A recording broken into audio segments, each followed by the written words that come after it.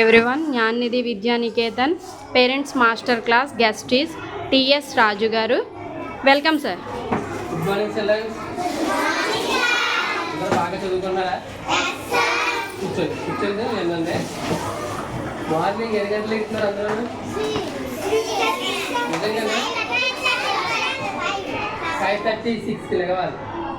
అదేవిధంగా 7 వరకు లోకల్లో అయితే అందరూ కూడా త్వరగా లెగాలి. నాలుగు దూరంగా ఉన్న వాళ్ళు అయితే 5:30 లెగండి. 6:30 వరకు చదువుకోండి.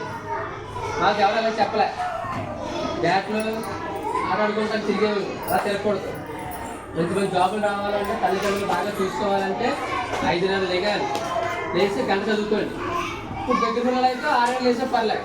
7 కూడా చదువుకొని 1 అవర్ రెడీ అయిపోయి 8 కల్లా మనం స్కూల్కి వచ్చారు. అర్థమైందా? అందరూ బాగా చదువుతారా? అందరూ ఫస్ట్ రావక్కర్లేదమ్మా, బాగా చదువుకుంటా చాలు.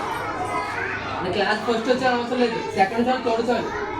అందుకనే లాస్ట్ వచ్చారంటే బాధపడకూడదు. లాస్ట్ వచ్చిందంటే మనం భయపడక్కర్లేదు. నెక్స్ట్ మిస్ని అడిగి టీచర్ని అడిగి మేడం లాస్ట్ వచ్చాను అంటే బాగా చదువుకోవాలి అని మీరు అడగాలి. అడిగితే మీ దెబ్బకి టీచర్ గారు భయపడాలి, మీరు భయపడకూడదు. మిమ్మల్ని ఏమైనా కొడుతున్నారా? కొట్టరు. ఎందుకు కొడతారు? కొడితే మీరు చదువుకోకపోతే కొడతారు. ఓకేనా? త్వరగా అందరూ బాగా చదువుకోవాలి. అందరూ మార్నింగ్ లెగాలి. గురువులు సార్కి అందరికీ రెస్పెక్ట్ ఇవ్వాలి. రెస్పెక్ట్ ఇచ్చి మాట్లాడాలి.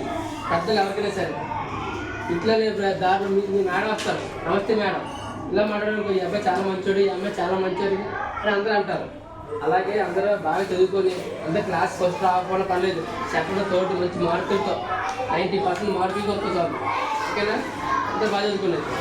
ఉంటాను.